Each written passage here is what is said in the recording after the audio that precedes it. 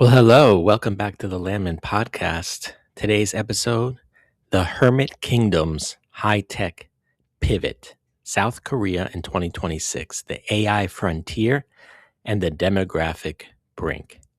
I'm Moshe Landman, your host, attorney, business owner, and candidate in Maryland with the Green Party. An introduction to Silicon Fortress.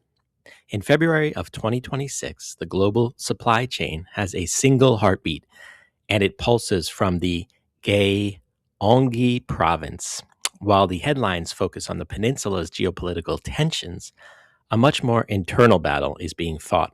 South Korea is no longer just an electronics exporter. It is attempting to become the world's first AI-automated society. As we stand here in 2026, the miracle on the Han River is facing its greatest test. Can a nation with the world's lowest birth rate survive its own success? We're looking at a country that is outpacing the world in robotics to replace the workers it simply no longer has. The Landman perspective. As a Maryland attorney and business owner, I look at South Korea as the ultimate case study in asset concentration. They have bet the entire house on semiconductors and high-tech manufacturing. Today, we are auditing the K-Shield, how Seoul is using a massive $470 billion mega cluster to dominate AI chips while simultaneously passing the world's first unified AI Basic Act. Is South Korea the blueprint for the 21st century, or a warning of what happens when human capital dries up?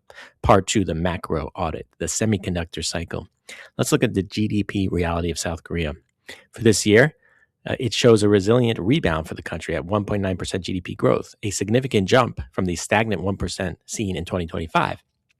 This isn't driven by domestic spending, but by a global AI infrastructure boom that has sent demand for high bandwidth memory, HBM, into the stratosphere. South Korea's debt balance sheet, total public debt, is approaching 850 billion USD, or 1,150 trillion won. Total GDP nominal projected at roughly 1.94 trillion USD for 2026.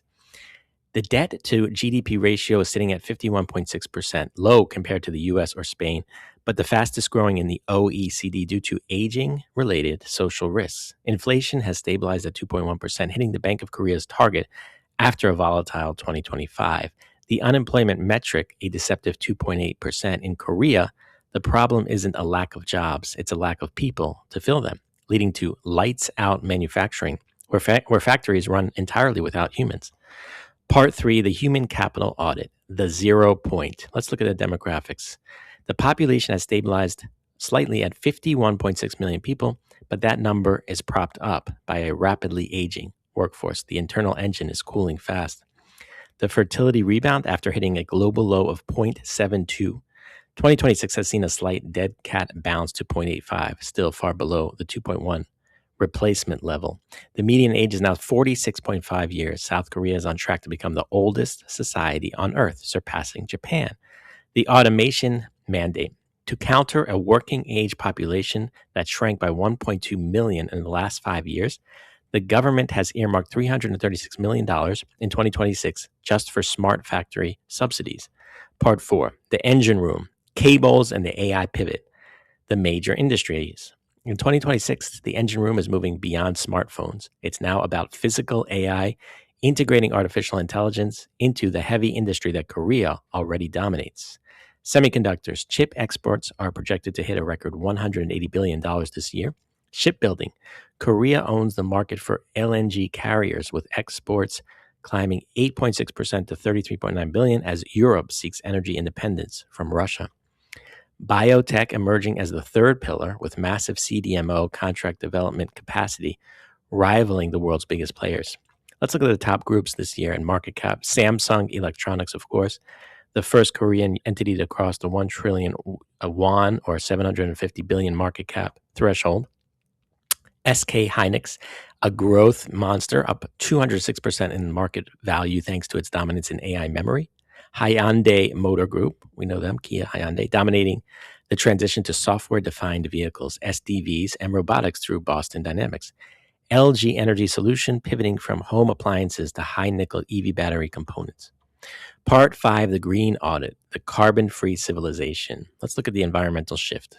Korea is facing a green paradox. It is an industrial giant that imports 93% of its energy.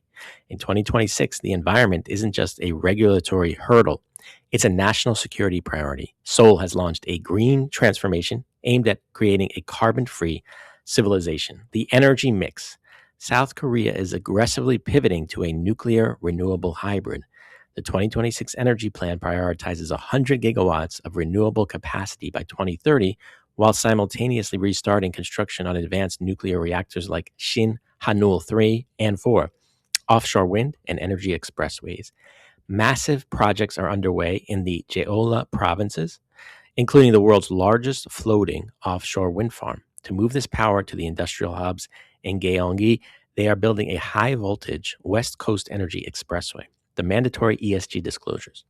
As of January 2026, climate-related disclosures have become mandatory for all listed companies with assets over 2 trillion won. Korean firms aren't just reporting profits, they are being audited on their Scope 3 supply chain emissions. That's great. The air quality battle, despite internal efforts, fine dust remains a seasonal crisis. In 2026, the government is using AI-driven drone swarms to inspect factory emissions and is collaborating with China on cloud seeding technologies to wash the atmosphere clean. Part 6, the growth scramble, electrons and robots. Let's talk about the growth drivers. Where's the smart money going in Seoul? It's following the K-Robot plan. Manufacturing AI. The government just rolled out a strategy to digitize skilled worker movement data to train autonomous machines. They aren't just coding AI, they are teaching it to weld and assemble. Nuclear renaissance. South Korea is doubling down on nuclear exports, positioning itself as the clean energy architect for Eastern Europe and the Middle East via their ISMR, small modular reactor technology. Defense exports, K-Defense. In 2026, South Korea has become a top 5 global arms exporter, with K-Tech tanks and howitzers filling the void left by Western supply chain delays. I'm not sure that's good. That's just promoting war and conflict. In conclusion, the Maryland takeaway. Let's talk about the grand summary. South Korea in 2026 is a nation in a spirit against time. They are using their only abundant resource, intellectual capital, to automate their way out of a demographic collapse and decarbonize an energy-hungry economy. It's a high-stakes gamble.